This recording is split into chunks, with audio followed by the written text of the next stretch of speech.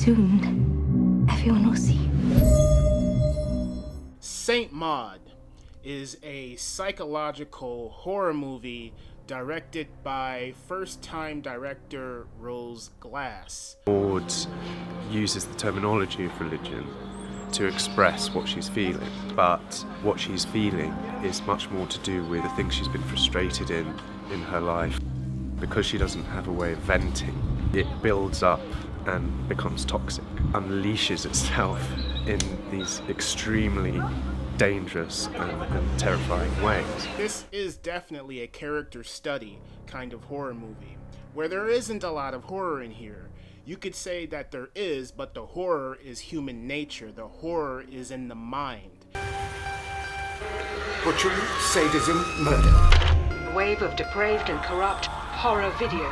Confusing fiction with reality. Censor is another psychological horror movie, and to me it does feel similar to the Saint Maud movie in a couple of sections. Censor is my debut feature, and it's a psychological horror set in 1985 against the backdrop of social hysteria surrounding video nasties in the UK. The thing that I really love about Censor is the video nasty element of it. It reminded me of the original Evil Dead by Sam Raimi. I'm fascinated by this period of moral panic in UK history that surrounded horror, and I'm also a massive fan of the films that came out of this era. We're put in the main character's position, watching these video nasties, and that just really brings back a lot of nostalgia for me. So that was the best part. And on top of that, I feel the cinematography, visually, this movie is mwah, chef's kiss. It's expertly shot and it's expertly crafted.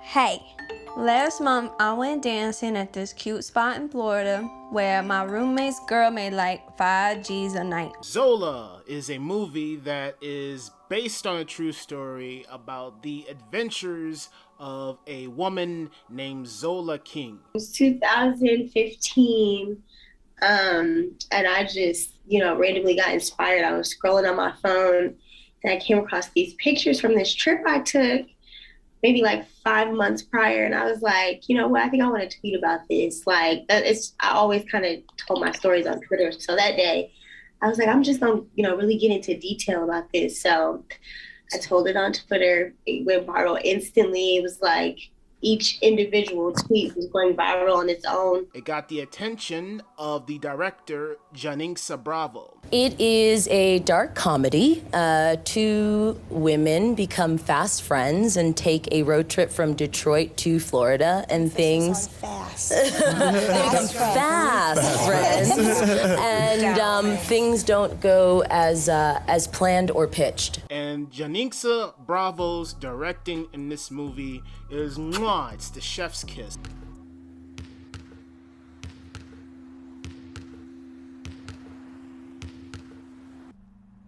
Put your seatbelt on.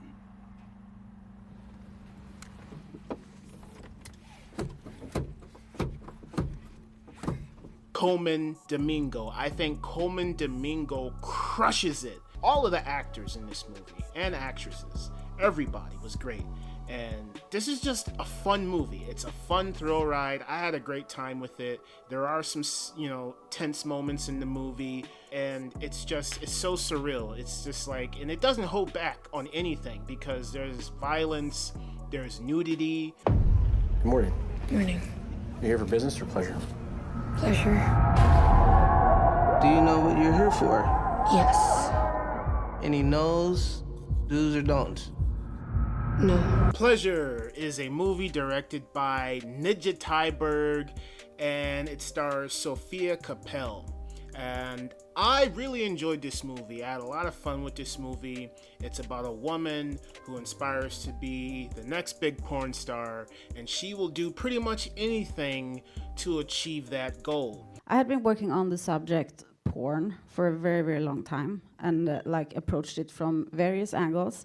I studied I did as much research as I could, like watching all the documentaries, reading all the biographies, and just tried to get to know as much as possible. And I kind of thought that I was very well educated on the subject. In interviews, I kept saying like, yeah, I want to portray like the real people behind the porn stereotypes. But I had actually never met anyone, and I had never visited a porn set. So I really started to feel like a hypocrite. If I want to portray the people, I have to get to know the people, basically. So in 2014, that was the first time I traveled to LA, and I tried to keep an open mind and not write the story, like let the story come to me through like my experiences and write it while doing the research. The director doesn't hold back on showing men's genitalia. And that's always been a big thing in movies. They always say, oh yeah, you can show a woman naked and it's rated R. But you show men's, private parts, it's X-rated or it's NC-17 or whatever. And I think that's really ridiculous. And even the director pointed this out. Your mission is to destroy every trace of something known only as Project Starfish. Any questions? Starfish is a slang term for a butthole. Think there's any connection? No. The Suicide Squad by James Gunn is a fun, exciting thrill ride of a movie. What do you hope audiences, what would you love them to feel as they walk out the cinema once they've seen the Suicide Squad? I think I would love for people to feel that there's an opportunity for spectacle film to take chances and not just do the same thing they're always doing. Holy shit, when I saw this movie, I was blown away by it. The cinematography, the directing, the words that you see on the screen illustrating each chapter of the movie. And there's a lot of unexpected moments that happen right off the bat. And so I love all of those aspects about this movie. And then there was even a couple scenes that made me tear up a little bit. Let one of your knights try to land a blow against me. Indulge me in this game. I will meet thee. The Green Knight is based on an Arthurian legend called Sir Gawain and the Green Knight, which was written in the 14th century by a poet who to this day remains anonymous. And it tells the story of Sir Gawain, one of the knights of Arthur's Round Table, who's Arthur's nephew. The Green Knight is directed by David Lowery. As a filmmaker, it's really important to remind myself constantly that the movies I make aren't all that important. Someday they won't exist anymore. Someday they'll all fall away. They won't be around. They won't survive me as long as I sometimes think they will. And so more important than the legacy I'm creating for myself with my body of work is the way I comport myself as I make them. The integrity with which I live my life and my attempts to be a good person, to do good in this world. And I wanted that to be one of the central conceits of this film, because here is a character who has a tremendous legacy laid out ahead of him. He is related to King Arthur, one of the greatest kings of medieval history. He could be the successor of the throne, but it was important for me to make sure that his journey carried him to a place where he realized that more important than that legacy was the idea of being a human being with integrity and with goodness in their heart. And that's what I wanted to convey in The Green Knight. The journey that the main character goes on is interesting because we learn about this character from the very beginning. We learn that he's pretty much a coward. He doesn't have any stories to tell. He idolizes all of these legends that are surrounding him, and he wants to become a knight. He wants to go on this journey of heroics. Let whichever of your knights is boldest of blood and wildest of hearts step forth, take up arms, and try with honor to land a blow against me. This creature comes in who immediately I said looks like a tree. This person is a tree, the way he moves makes these tree sounds, and he's like, whoever strikes me down in 1 year's time, you seek me out and I'll deliver the same blow to you. And so Gawain accepts the challenge. He must seek me out yonder to the Green Chapel. Thy champ must bind himself to this. It's definitely a movie that you have to watch multiple times. It's not something you can just watch once and then put it on the back burner. You definitely have to experience multiple viewings of this movie. I feel like this movie is about being a hero. It's about the hero's journey, a person converting from a coward into a hero.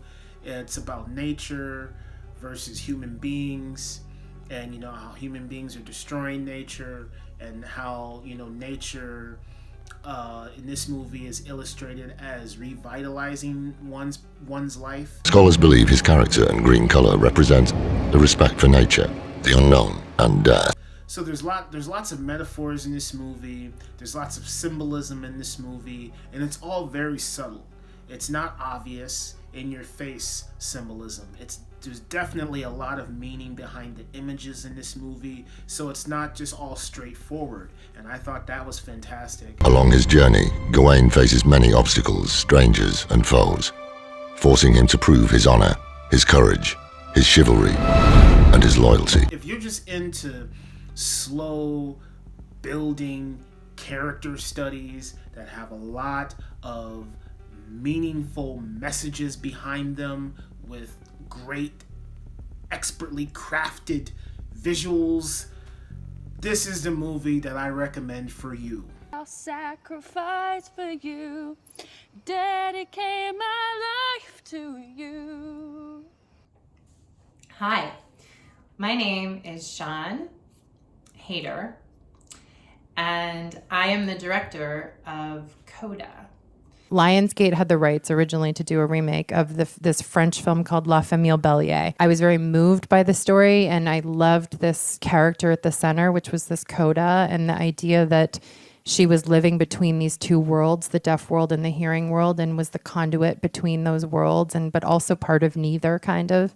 And especially the age of the character, that's a time when you're really searching for your identity, and the fact that she felt like she had been this conduit her whole life, and so how to find her own self within that. I grew up in Cambridge, Massachusetts, so I knew Gloucester, Mass really well, and we would go there in the summers, and I knew that fishing community, and I'd watched the struggles that community had faced. I just felt like, oh, this world is an amazing world to set a film in, and the Rossis feel like they could be, you know, of this kind of town. There's just a lot of beautiful elements that I think that are perfectly executed in this movie, and there are so many heartwarming scenes that made me cry. Like, there are multiple scenes in this movie that made me cry, and it's just a beautiful movie about family, about relationships. You are being considered for the amazing opportunity of life. Let's first meet Edson Oda of 9 Days. Tell us a little bit about your film. Yeah, my film is a drama sci-fi about, it happens in a distant reality, and I call like a before life reality. And you have interviewers, and they interview souls to choose one soul that is going to be born. And even though like this, I say souls, they look like regular people like us, but they never lived before, but they already have a hint of their personalities, their morals, and what they're going to become when they come to the real world. So this movie tells the story of one of the interviewers, who's called Will. And during the whole movie, we're going to follow his process of selecting one candidate to be born, and all the other candidates is just going to disappear. And that's it. It's very... There's just this really grand story, I feel, that is being told here. And it's just a beautiful movie that is beautifully executed, that is performed by amazing actors, and I just can't wait to see what this director does next. Ever since I got bit by that spider, I've only had 1 week where my life has felt normal.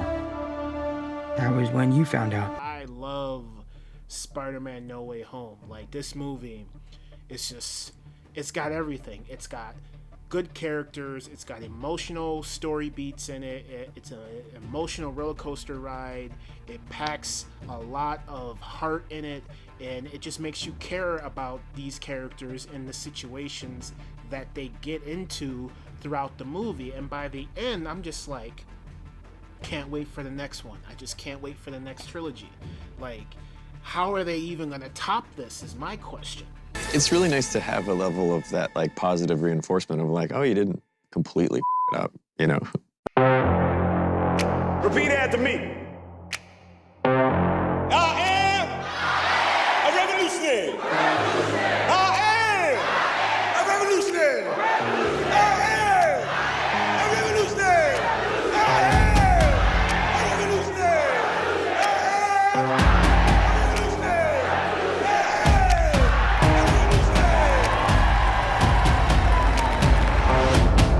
Judas in the Black Messiah, which is the biopic movie about the Black Panther revolutionary known as Fred Hampton. Deputy Chairman Fred Hampton of the Illinois Black Panther Party.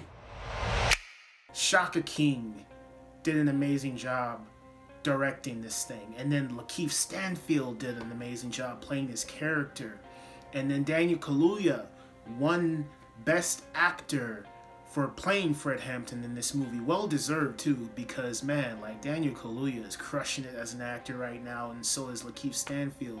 And just learning the true events that this movie depicts is just sad, man. It's just like this movie's so intense, and I think the director Shaka King captures that intensity. He encapsulates this time period during the Black Panther movement, and he's showing us all of these different characters and how they're going about their lives, and how there's just this racial tension that is brewing. You know, one of the upsides of making the movie about William O'Neill and Fred Hampton is that you're talking about two people who kind of exist on the polar ends of humanity. You know what I mean? You're talking about like the opposites, literally. You know, you have a deep-seated capitalist ideology in William O'Neill, and you have a deep-seated socialist ideology in Fred Hampton. You have one of the most brave human beings of all time, and you have, you know, a person who demonstrated incredible cowardice. And so it was just an opportunity to kind of explore, you know, these two, like I said, polar opposite ideologies, and then put the viewer in a place where at the end of the movie, they kind of have to, ideally, they don't have to, but ideally you find yourself questioning, like, where do I fall in between these two ancestors, essentially? It's number one for me. It's just a movie I love, I enjoy, I can watch multiple times, all the way around. Fantastic movie. I love Judas and the Black Messiah.